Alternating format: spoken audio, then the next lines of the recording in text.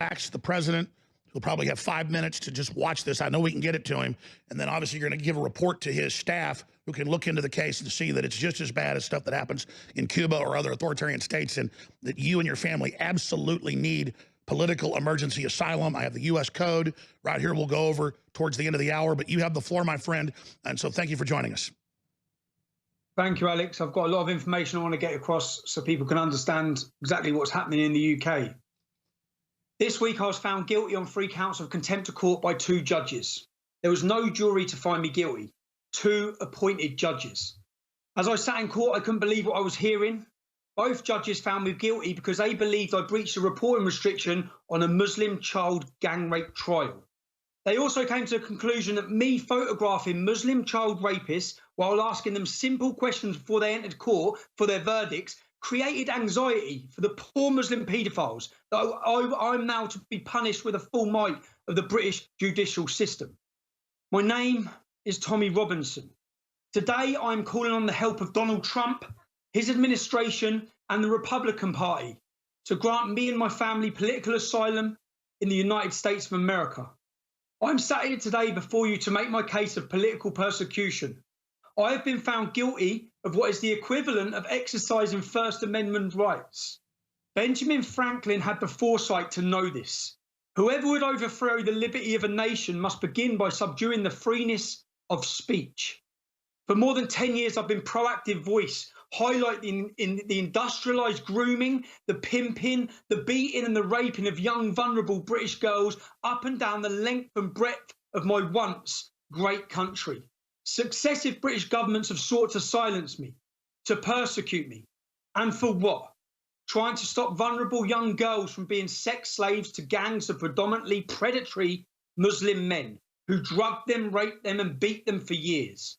I have tried and I'll continue to try to get the British government to take action and stop the systematic child abuse that's still going on right now as we sit on screen. These young victims of Muslim rape gangs have been let down so badly. It started at the very top of the Labour-controlled government under Gordon Brown as Prime Minister. The stories are harrowing, disturbing, upsetting. Believe me, I've sat down and I've cried my eyes out. I've sat and heard the stories from victim after victim and family after family. Let me outline to you what has happened in the second trial for contempt of court. The original verdict was appealed due to unfairness and no due process. There were no charges of prejudice in the case or potentially collapse in the trial as the media continued to push out.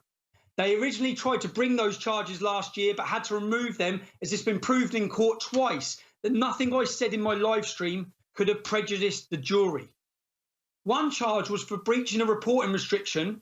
The other 2 charges were for photographing the defendants whilst entering court and, according to the judge, aggressively questioning them.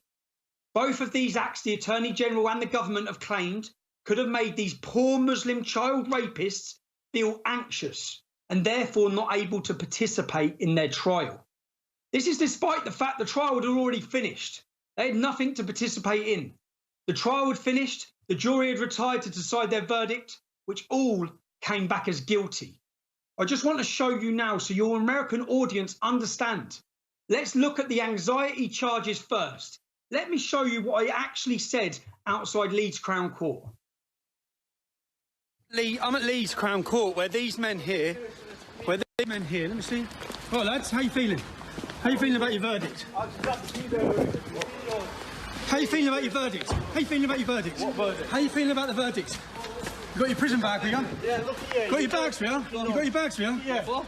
How you feeling about the verdict? Oh, suck your mum's funny. Yeah, you got no guilt. Is there any guilt? Is there any guilt, mate? Is there any guilt? Fucking dad. He's another bitch. What, mate? How you doing, you alright? Your wife's a prostitute. My wife's a prostitute. My wife's a prostitute. Yeah. Hey there, mate. What are you in court for today, if you don't mind me asking? I've been seeing your mum. What, you've been seeing my mum? Another comment about a woman. What are you in court for, mate? How's the trial gone? How's the trial gone? Yeah, how's the trial gone? How's the trial gone, bro? I'm the one in court. You're the one in court, yeah? Why is he carrying your bag then? Anyway. Another comment about your mum. That's every single alleged person who's walked into Cheers, mate, thanks. Every single alleged person who's walked into court today has made sexual references about women.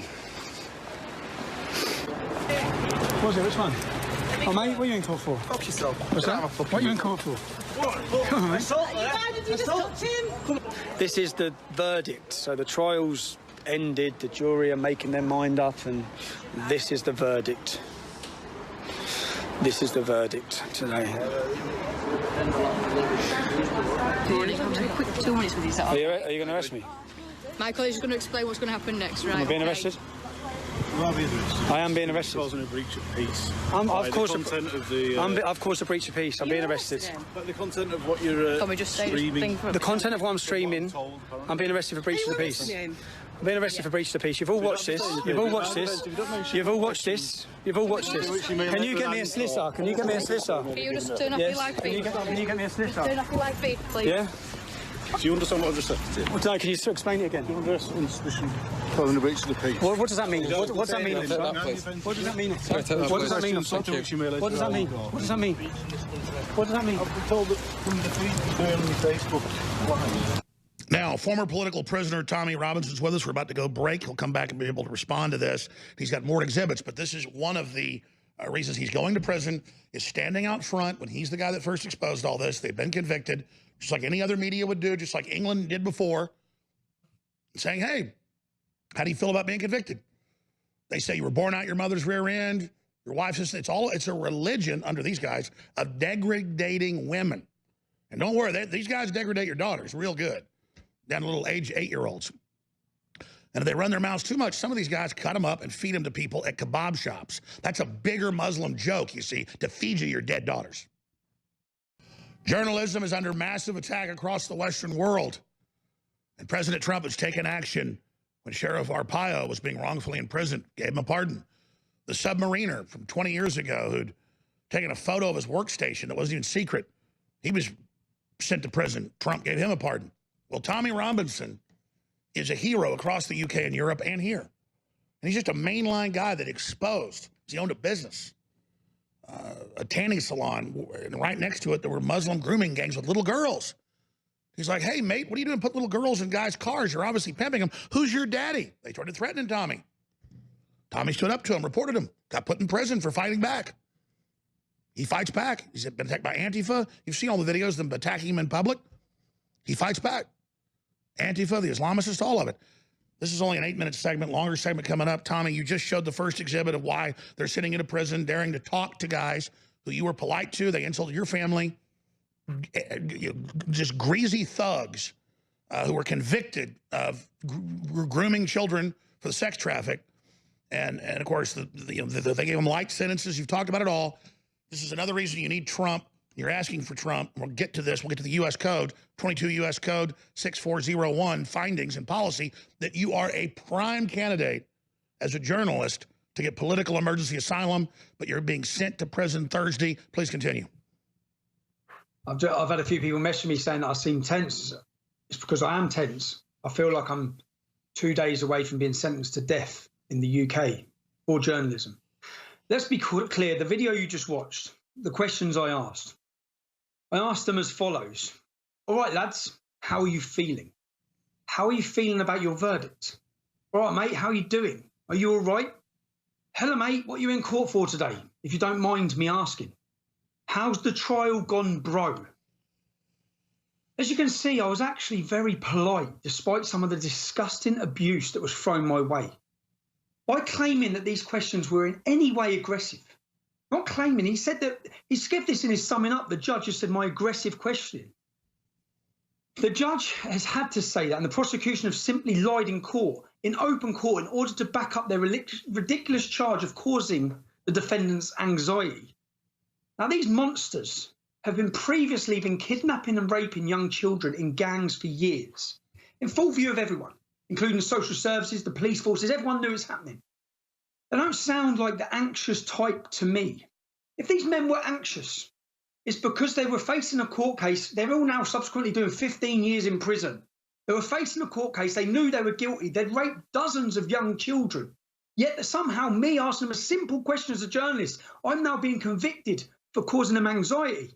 One of them pushed me in the chest told me to go fuck myself.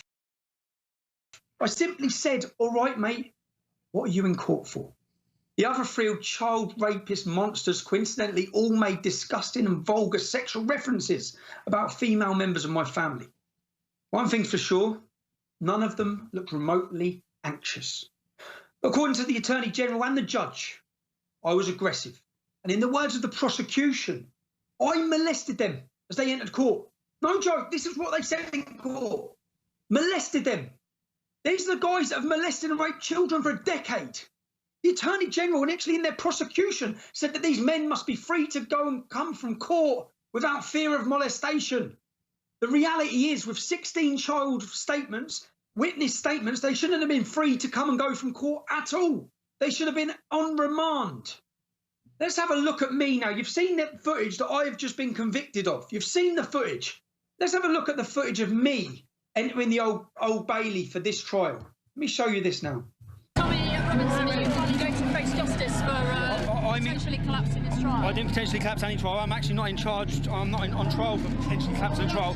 My charge is causing anxiety to the men walking into court by putting cameras and asking them questions. Exactly what you've just done to me is what I face contempt of court for. Exactly this. Do you think this is causing me anxiety? Look at your actions. That's what I'm facing trial for. I didn't act this way. This is a facade. The whole public know that. That's why the public are here to support me. No, I didn't nearly collapse. That's a lie. You're lying. You're lying. I didn't nearly collapse. The judge's words in that case, nothing I said could have caused prejudice to jury. Nothing. That's the judge's words. That's the judge's words. Read the transcript. Do your job as a journalist. Do your job as a journalist. Were you in contempt of court? No, I wasn't. That's why I was released from prison. The whole case was unlawful. Now, this is politically motivated persecution by a government who want to silence me. That's what this is. What do you think about the fact they brought these charges back? I think it tells everyone the fact. Look at what's happening here. Can you see this? Look, I'm in court for causing them anxiety. Look at all these cameras. Look at all these journalists. Stunning footage. Tommy Robinson is hosting the show. He's about to take back over again. This is the Alex Jones Show. He's doing a direct appeal to President Trump for a journalistic asylum because the UK is now a police state. If you're a radio listener, these are dozens of cameras and people pressed around him, pressing in on him, saying he's a bad person as he goes in for the kangaroo court to be convicted of talking to people that were convicted in the street. And he says, I've been convicted for what you're doing right now. And they just look at him with hate because these aren't media. These are authoritarian lapdogs.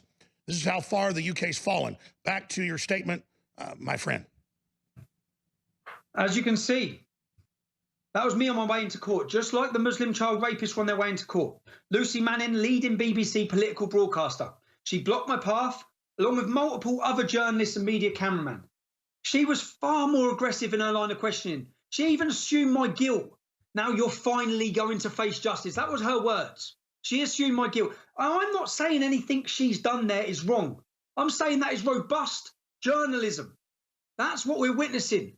That's all I done. Well, what she is a collaborator with the Islamists, and she's got a job to throw your ass in prison. It's the BBC that famously is always covered up for pedophilia. That's their known thing. So she's told, you go stop him.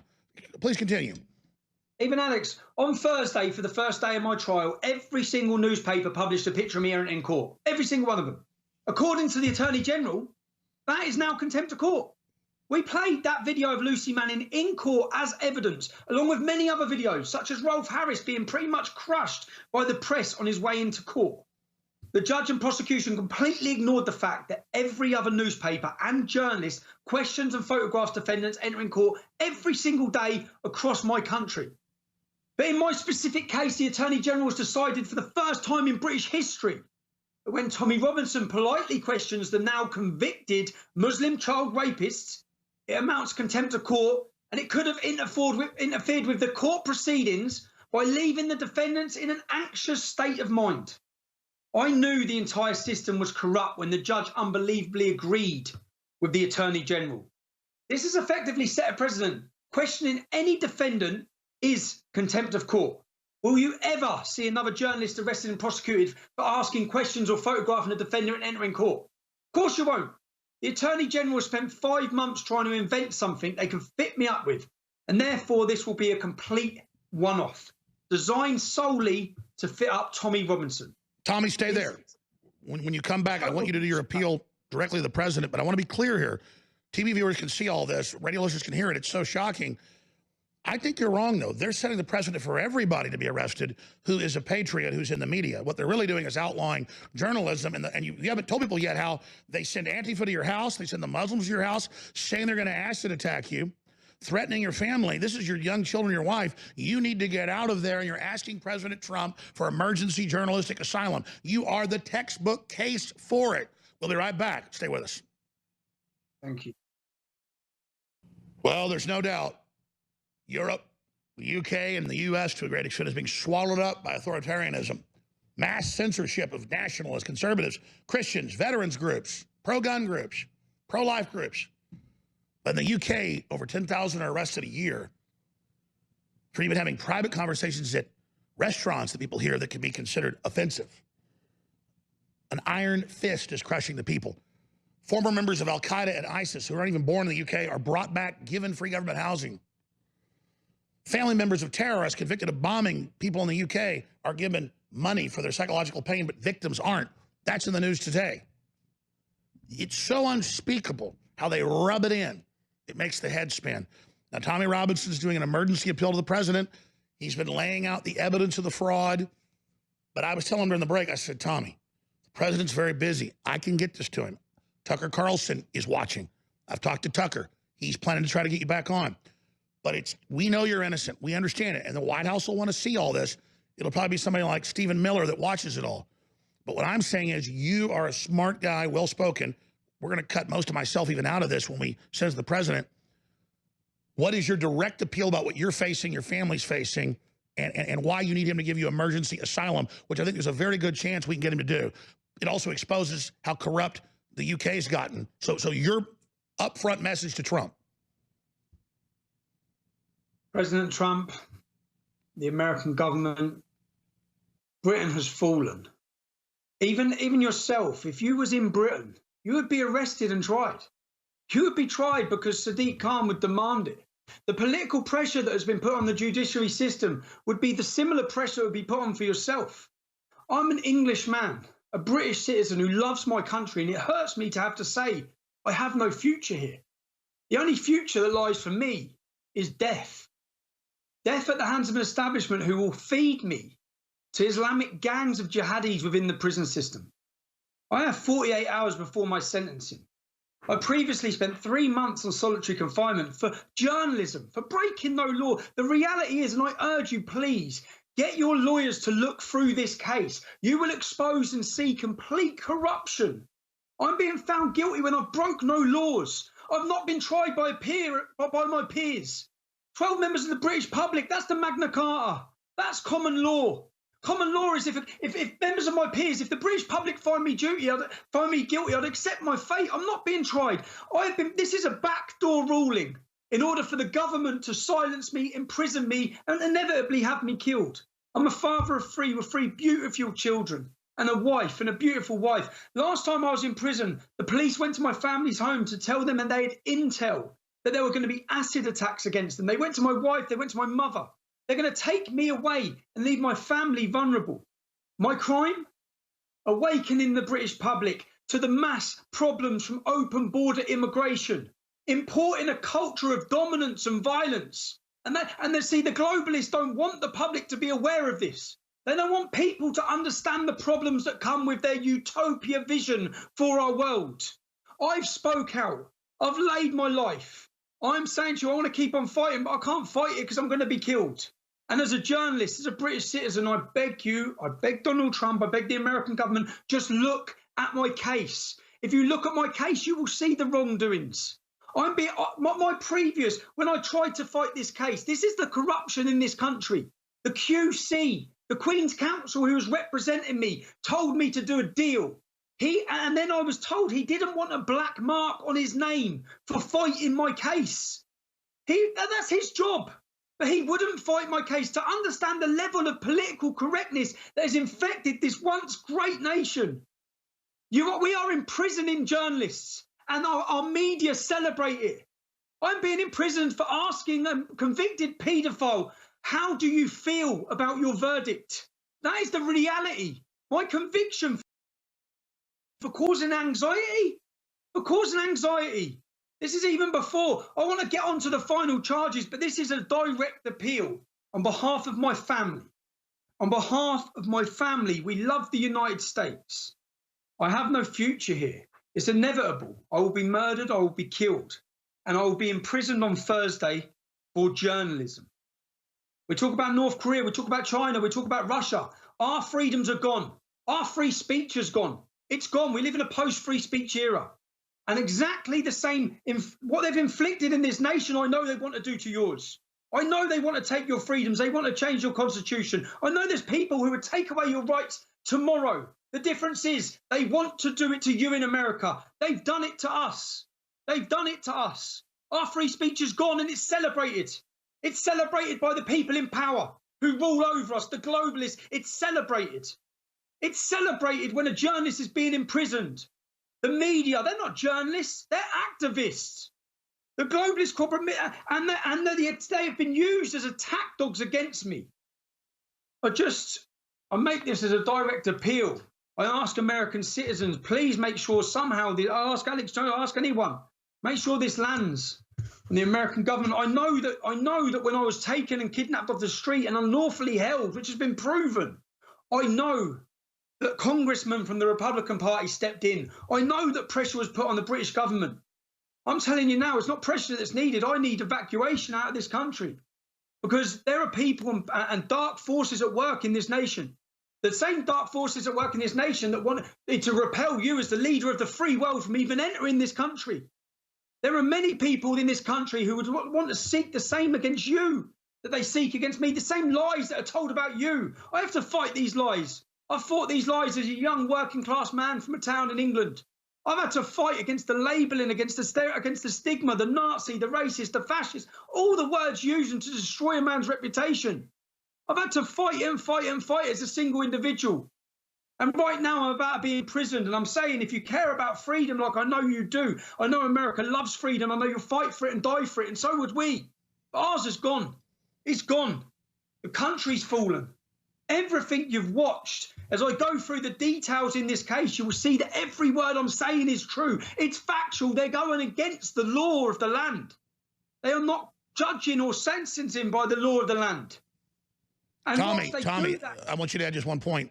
You don't like to talk about yourself. There's hundreds of these videos of them assaulting you and your family in the park, in public.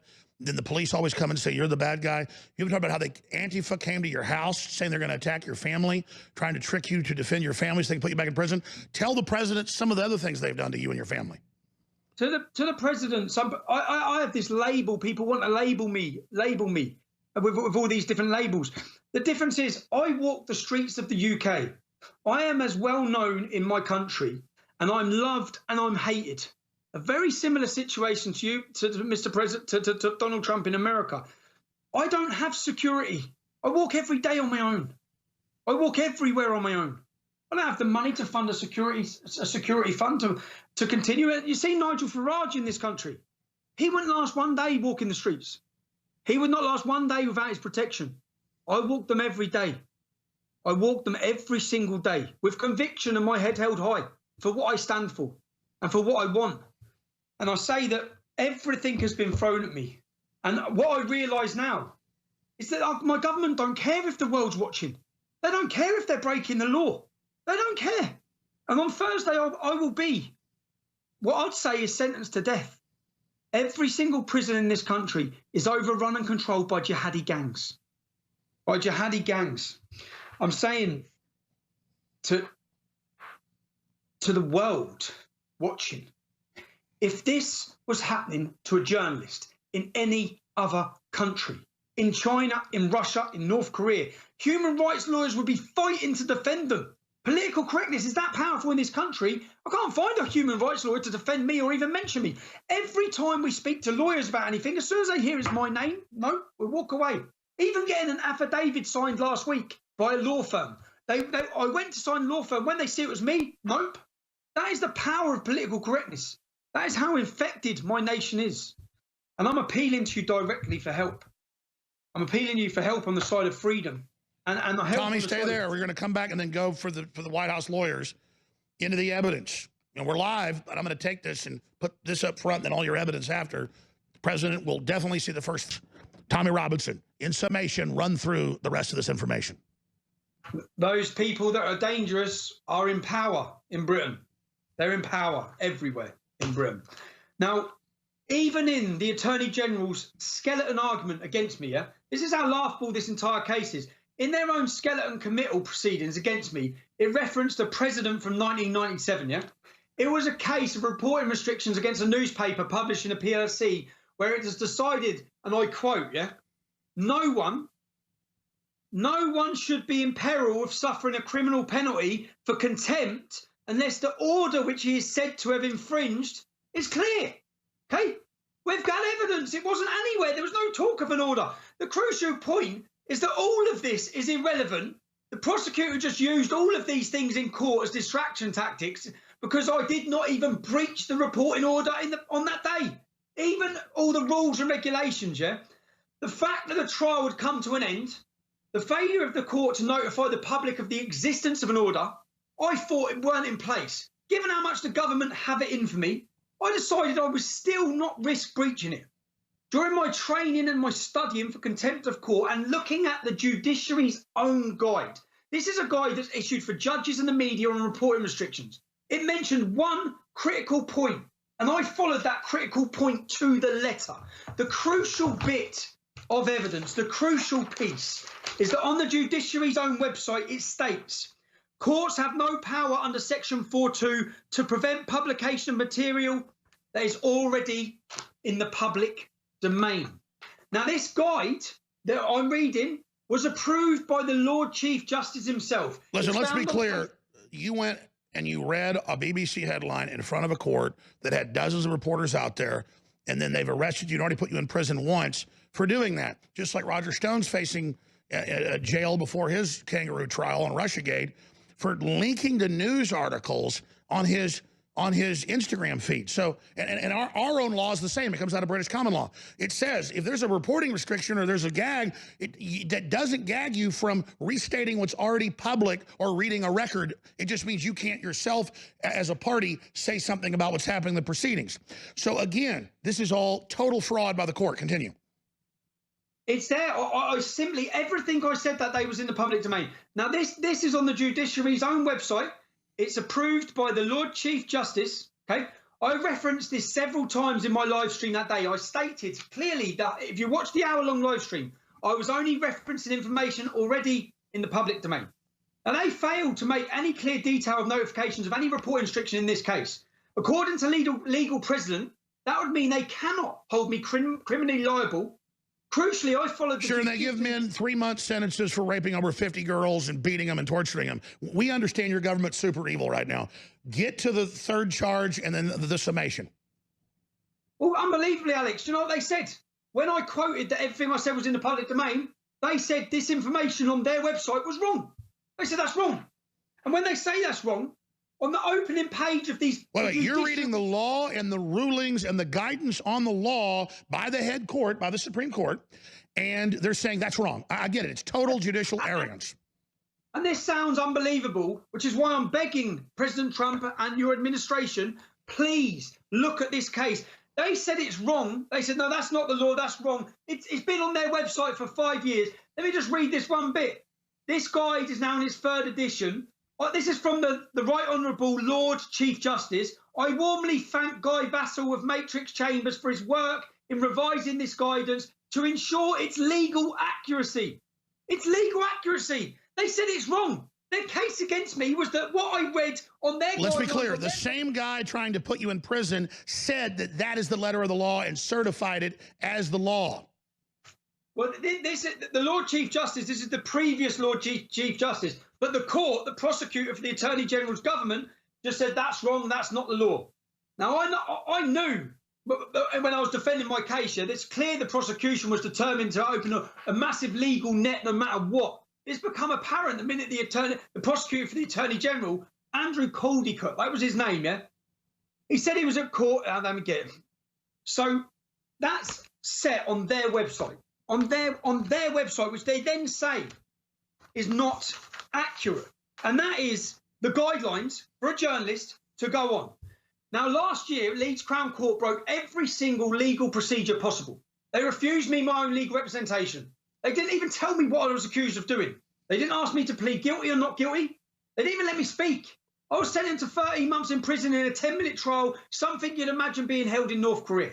It was rightly thrown out on my appeal after I'd spent 3 months in solitary confinement. Judge Marston decided that day that I needed to be immediately removed from the streets and sent to prison within minutes. The Muslim child rapist, with 16 witness statements detailing the rape and torture of children, he deemed they were no risk to the British public. He provided them with bail so they could continue to walk the streets alongside our children. Okay? Alongside our children. Now, one of these men decided to do a runner. He done a runner a week before the case finished. He's still hiding in Pakistan. That dangerous child rapist monster was on the run for months before reporting restrictions were lifted. So because of these these reporting restrictions, we had a paedophile rapist on the run, and no one could even talk about it. Our media couldn't warn people. They couldn't even challenge for his whereabouts. The government's #1 priority, first and foremost, should be to ensure the safety of the British people. Exactly what President Trump is doing for America. The needs to suppress the scale of these gang rapes across my country trumps everything. This scumbag rapist is still walking the streets now. He's evaded justice thanks to Judge Marston. Do you know, in over 60 years, no one has ever been in prison for a publication reporting breach. No one. The Judiciary Reporting Restriction Guideline, which is on their website, doesn't even mention prison. It just mentions a reference of a possibility of unlimited fines. Can I just show you and your audience and show the public some previous high-profile cases so you can get the context on what's happening to me? Rod Liddell. Rod Liddell was a journalist. He nearly collapsed the Stephen Lawrence murder trial by detailing the defendant's previous criminal record. He risked collapsing the murder trial. He wasn't even prosecuted. The magazine he wrote for got a £3,000 fine. Journalists at the Daily Mail and the Daily Mirror, they published prejudicial information on the Levi Bellyfield murder trial. It was so prejudicial, it collapsed the entire case. The jury had to be discharged. The Tommy, here's what's happening. Here's what's happening. I've got Carpe Donktum on. This is incredibly important. You've still got 10 pages of evidence here ready. And it's critical that people understand how the police state works. What you're saying is, even if you did these things, even if it was true, the law is still wrong, but you didn't do what they say, so they're lying, which is really criminal. And you've got the point that they've never given somebody sentences, 30 months in jail, a year in jail, 3 months solitary, like they are, and you need to get out of there, and you say London and England has fallen, and I agree, and I think we need to admit it's been fallen. Kind of like Spain fell to Islam, we can have a La Reconquista. But we can't have the reconquering of Wales and Scotland and Ireland until we admit all of these problems. So why don't you, I know you're very busy, but we're going to get all this together. I want your full statement to people to go to the White House. Why don't you cool your heels for 45 minutes, because Carpe Donktum's got huge news as well from inside the White House, and just have dinner or something. I know it's late. And then come back for a couple segments. Gerald Celente will understand in 45 minutes and finish up, and we'll splice it all together and put it out. How's that sound? Yeah, that sounds cool. Yeah. It's my daughter's birthday, man. Hey, you're kicking ass, and it's a great defense you're putting on. You want it on record before you go into this rat hole prison. I understand, brother. You're awesome. Senator Warren, I want to start with you. We are less than 50 miles from Parkland, Florida, where 17 people were killed in a school shooting. Someone's got my binder. What's happening? We are going to take a quick break. We're going to get this technical situation